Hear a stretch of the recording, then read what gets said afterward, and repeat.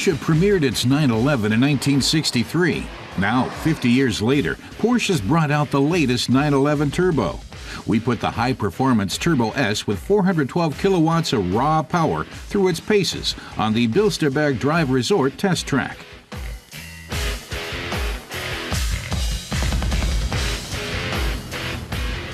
Car tester Reinhold Deisenhofer says the 911 Turbo leaps from 0 to 100 kilometers per hour in just 3 seconds. In 10 seconds, you can even be doing 200.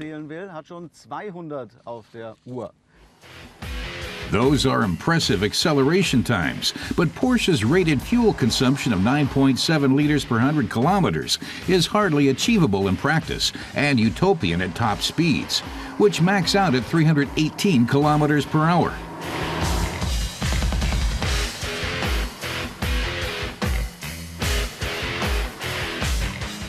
August Achleitner of Porsche explains that the Turbo is a very important model for the 911 series because its technology is state-of-the-art, the trademark of the 911. It always offers opportunities to integrate new technologies.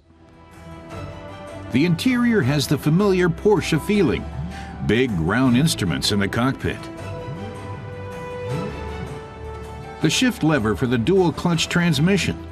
A big onboard monitor. And 2 bucket seats. Reinhold explains that the 911 Turbo's adaptive aerodynamics start with an active rear spoiler. It extends either 25 or 75 millimeters, producing up to 132 kilos extra traction. Not even a Formula One racer can automatically change its aerodynamics. In front, the flexible 3-section chin spoiler also enhances the aerodynamics. Both spoilers together brought the 911 zipping around the North Loop. That would be a big plus for race car drivers. The 911 Turbo is the first Porsche with the adaptive aerodynamic system. In detail, with spoilers extended, the air is diverted around the body, reducing lift in front while increasing downforce in back. Pressing the car down on the road surface cuts down the air resistance, allowing greater acceleration and higher speeds with less fuel consumption. The system has 3 settings. The dual-clutch transmission's virtual intermediate gears enhance the driving dynamics and lower the engine speed when cruising. The transmission control engages the 2 adjacent gears simultaneously between, for example, 2nd and 3rd gear or 4th and 5th.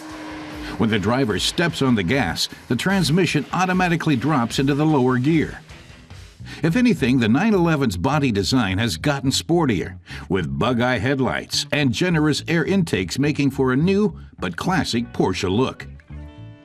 The new Turbo is even beefier, measuring 5 centimeters wider at the front axle than the regular 911.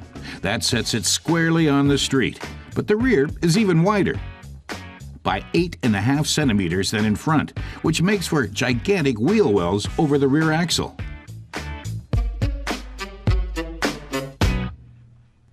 The twin-turbocharged 3.8-liter 6-cylinder engine is, as always, in back. And the taillights are LED.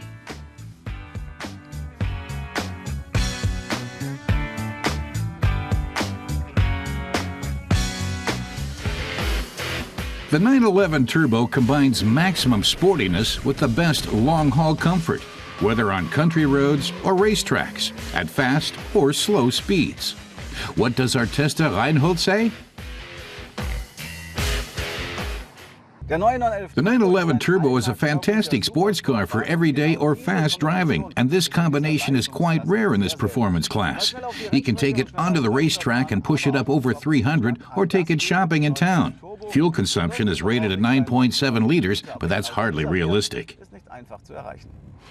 This extraordinary car has an extraordinary price. In Germany, the 911 Turbo S sells for around 195,000 euros.